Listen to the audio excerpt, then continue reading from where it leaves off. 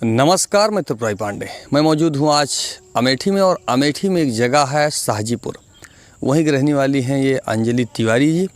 आइए इनसे बात करते हैं। आपको पता होगा कि अमेठी की सरजमी पर कितने शेर हैं, आपको पहले से भी मालूम है। इस धरती पे राजा हैं, रानी हैं, बाकी भी व्यवस्था है। और यहाँ पर छात्र छात्रा आप देखे होंगे, फौज में और हर क्षेत्र में स्टूडेंट बहुत आगे हैं। अंजलि तिवारी जी हैं, इनका जो है मिलिट्री नर्सिंग में सिलेक्शन हुआ है। बाकी क्या चीज़ें हैं, आइए इनसे बात करते हैं, इनकी क्वालिफ़िकेशन क्या है। और ये सब चीज़ें देखने और सुनने में बहुत ही सुपर समझ में आती हैं। और इनके किसी जो है उनके माध्यम से हमको जानकारी होती है कि इन्होंने एग्ज़ाम दिया था, इन्होंने उस एग्ज़ाम को क्वालिफ़ाई किया हुआ है। और तो हमको ये समझ में आया कि क्यों ना इंटरव्यू किया जाए और यह बात बाकी जो स्टूडेंट हैं उनके तक पहुंचाया जाए, क्योंकि समाज में अच्छी चीज़ें जाती हैं तो लोग चाहते हैं कि कुछ ना कुछ उसमें उनका इंटरेस्ट रहता है कि कल के हम भी सोचते हैं कि कैसे तैयारी हो, क्या हो। और कुछ गार्जियन ऐसे हैं, पैसे की बहुत व्यवस्था है उनके पास, लेकिन उनको ये नहीं पता है कि किस तरह से तैयारी किया जाए तो आगे क्या हो सकता है। आइए अंजलि जी से बात करते हैं। अंजलि जी, आपका स्वागत है। सर्वप्रथम आप सभी को अपनी बेटी, आपकी अमेठी की बेटी का प्रणाम। मैं अंजलि तिवारी, मेरा चयन मिलिट्री नर्सिंग सर्विस में इस साल हो चुका है, जिसमें मेरी ऑल इंडिया रैंक 15 आई हुई है और मुझे अभी arm forces medical college Pune allot हो चुका है। अच्छा, ये आपकी स्टार्टिंग कैसे हुई? सर, शुरू से ही मेरे परिवार में सेना का बैकग्राउंड रहा है। मेरे बड़े मामा जी कैप्टन पीएन मिश्रा, वो भी अभी सेना से रिटायर हो चुके हैं। और मेरे पिताजी भी अभी सेना में से अपनी सेवाएं दे रहे हैं। और शुरू से ही मैं अपने बड़ों से बहुत प्रभावित हुई हूँ और उनके आशीर्वाद, ईश्वर की कृपा और सबसे ज़्यादा मेरे बाबा जी की कृपा और मेरे अपने परिवारजनों के आशीर्वाद से ये सब संभव हो पाया। नहीं तो ये जैसे ये स्टार्ट हुआ, आपने फॉर्म वगैरह फिलअप किया है, तो ये इसकी जो स्टार्टिंग कैसे हुई?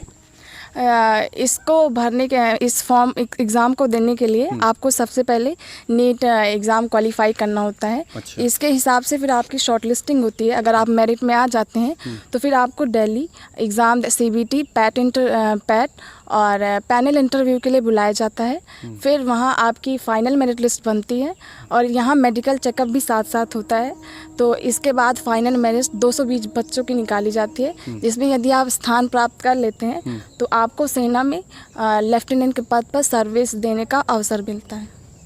नहीं, आपके माइंड में ये कैसे आया कि हमको जो है ये जो आपने ये किया हुआ है कोर्स, तो ये आपके माइंड में कैसे आया? ये जैसा कि मैंने पहले ही बताया कि मेरे यहाँ सेना का बैकग्राउंड रहा है और साथ में इसमें मुझे मिलिट्री हॉस्पिटल्स और कमांड हॉस्पिटल में भी मेडिकल में अपनी सेवाएं देने के का अवसर मिलेगा। तो इसी से मैं प्रभावित हुई और मेरा रुझान इस तरफ हुआ। इसका पूरा श्रेय कि किसको देना चाहेंगे श्रेय? इसका सर्वप्रथम मैं श्रेय ईश्वर को, अपने बाबा जी को, जिनकी वजह से, जिनकी आशीर्वाद की वजह से मैं आज यहाँ पहुँच पाई हूँ। उसके बाद मैं अपने मामा जी कैप्टन पीएन मिश्रा को और अपने पूरे परिवारजनों को, मेरे चाचा चाची सबको, और विशेषकर मेरे चाचा जी सुधांशु तिवारी को यह देना चाहूँगी इसका श्रेय। आपका हाई स्कूल इंटर क्वालिफिकेशन क्या? मैंने अपनी क्लास 10 2021 में पास किया था और क्लास 12 मैंने पिछले वर्ष 2023 में क्वालिफाई किया था। कहाँ से किया था, किस विद्यालय से किया था? मैंने अपना क्लास 10 और क्लास 12 दोनों ही एसजेएस पब्लिक स्कूल गौरीगंज से कंप्लीट किया था और अपनी शुरुआती शिक्षा मैंने स्टेपन सेकेंडरी स्कूल से कंप्लीट की थी। तो ये जब हाई स्कूल इंटर में थी तो आपका स्टार्टिंग से ही था कि हमको जो है ये जाना है, ये कोर्स करना है? जी, शुरुआत से ही मेरा इस तरफ रुझान रहा है।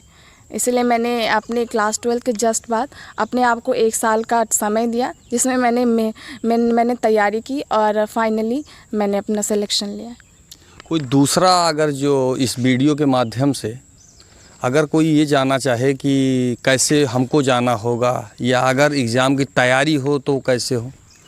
तो मैं सबसे पहले यही कहना चाहूँगी कि आप जहाँ भी पढ़ाई कर रहे हैं आप उसको ढंग से मतलब अच्छे तरीके से करिए। ये basic class 10th and 12th का जो आपका एजुकेशन है वही इसमें पूछा जाता है, क्योंकि इसमें जीके और इंग्लिश भी आती है। जो आपने basic class 10th and 12th में पढ़ा आप उसको अच्छे से करेंगे तो ज़रूर आपको इसमें सफलता मिलेगी। और उसके बाद क्लास 12th में अगर आपने PCB लिया हुआ है तो आप नीट का फॉर्म भरिए, उसके बाद अच्छे से मेहनत कीजिए ताकि आपकी शॉर्टलिस्टिंग हो जाए, फिर आपको इंटरव्यू के लिए बुलाया जाए। फाइनली उस इंटरव्यू में आपको जीके और इंग्लिश का भी एग्ज़ाम होता है। तो आप शुरू से ही क्लास 12th या 10th के साथ ही अपनी इंग्लिश और जीके पे ध्यान दीजिए, करंट अफेयर्स जो है उसको पढ़िए। अगर मेरा मानना है अगर आप ये सब करेंगे तो आपको अंत में अवश्य ही सफलता मिलेगी। एग्ज़ाम की तैयारी आप अपने यहाँ ही की हैं या कहीं पर? नहीं, मैंने CBT और इंटरव्यू की तैयारी ऑनलाइन माध्यम से ही ऑनलाइन माध्यम से ही की है। मतलब जो भी यूट्यूब पर वीडियोस अवेलेबल हैं और जो भी मेरी पुरानी पुस्तकें थी क्लास 10th एंड 12th की, वहीं से मैंने प्रिपरेशन किया। मैंने कहीं कोचिंग नहीं ज्वाइन की थी इसके लिए। टोटल इसमें कितना क्या होता है? टोटल क्या वो लगता है जो फ़ी?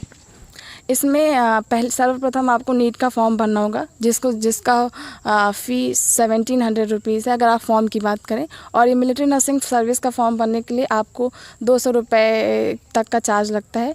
और आफ्टर सिलेक्शन आपकी ऐसी कोई भी फ़ीस नहीं है, वो सब सेना से ही निर्धारित रहती है, आपको कोई फ़ीस नहीं देनी रहती है। दूसरा भी क्षेत्र था तो अंजलि तिवारी ने इस क्षेत्र को ही क्यों?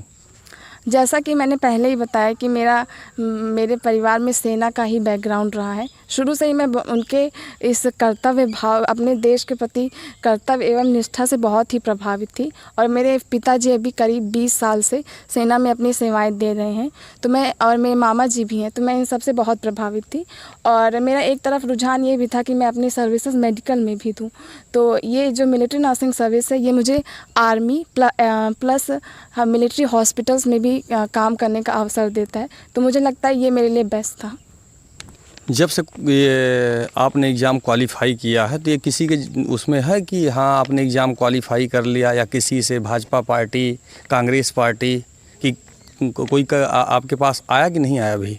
जी, अभी मेरे पास किसी से मेरा संपर्क नहीं हो पाया है। अभी सिर्फ मेरे परिवारजनों का ही मेरा संपर्क हो पाया है। तो ये क्वालिफ़िकेशन जो अभी आप बता रहे हैं कि एग्ज़ाम हो गया है, जो है इसमें हमारा सिलेक्शन हो गया है, तो बस ये जो सिलेक्शन है बस इतना है कि अब इसके आगे भी है कुछ? नहीं, अभी जितने ये फाइनल जो मेरिट लिस्ट आई है उसमें फाइनल लिस्ट में मेरा नाम आ गया है। जितना आपने किया हुआ है जिसमें एग्ज़ाम हो गया, हाँ। आपने क्वालिफाई किया, इसके बाद भी कुछ आपको है कि बस इतना ही? नहीं, यहाँ मैं अभी अपने कॉलेज में जाऊंगी, फिर मैं ये कोशिश करूंगी कि मैं वहाँ भी अच्छे से अच्छा अपना प्रदर्शन कर पाऊँ, ताकि मैं सेना में और अपने देश के प्रति बहुत कर्तव्य निष्ठा के साथ मैं अपनी सेवा कर पाऊँ। मुझसे वहाँ जितना बन सकेगा मैं प्रयास करूँगी कि मैं नौकरी के साथ साथ लोग चाहते हैं कि जो उनके क्वालिफ़िकेशन के हिसाब से कोई एग्ज़ाम आया, उन्होंने उसका फॉर्म फिलअप कर दिया, उससे सिलेक्शन हो गया, तो सामने वाले को ये लगता है कि इससे कहीं सुपर हमको इसकी जो है अगर कोई दूसरा हो जो है PCS हो, IAS हो, तो ऐसा कुछ?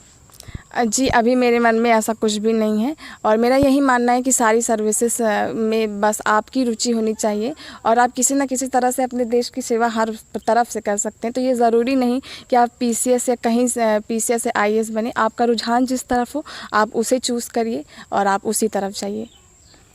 जो वीडियो के माध्यम से छात्राएँ हैं जी, उनके बारे में आपका क्या है? मैं आप सभी को यही संदेश देना चाहूँगी, आपके पास अभी अवसर है, मेहनत कर लीजिए। आपके माता पिता आपकी सफलता की राह देख रहे हैं। बहुत बहुत धन्यवाद। अभी आपने देखा ये अंजलि जी हैं और इन्होंने एग्ज़ाम क्वालिफाई किया है, मेहनत किया है, और शाहजीपुर ये अमेठी के अंतर्गत आता है। यहाँ पे आपको पता होगा KL शर्मा जी सांसद हैं। अमेठी की सरजमी पर ऐसे भी छात्र हैं और छात्राएँ भी हैं जिनके द्वारा मेहनत किया जा रहा है और यहाँ से निकल कर के देश के लिए कुछ काम किया जा रहा है। फ़िलहाल मैं त्रिपुरारी पांडे, NDTV लाइव, अमेठी से।